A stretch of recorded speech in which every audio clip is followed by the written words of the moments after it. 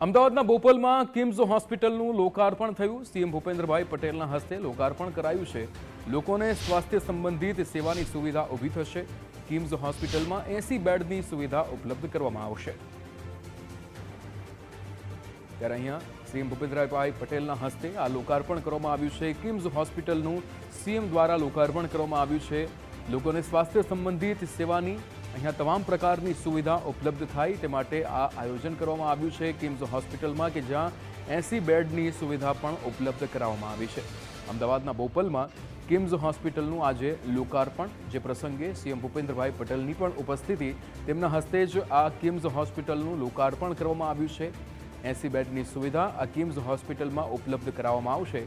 ત્યારે લોકોને સ્વાસ્થ્ય સંબંધિત તમામ પ્રકારની સુવિધા એક જ જગ્યાએ મળી રહે તે હેતુથી કિમ્સ હોસ્પિટલનું આજે અહીંયા લોકાર્પણ થયું છે।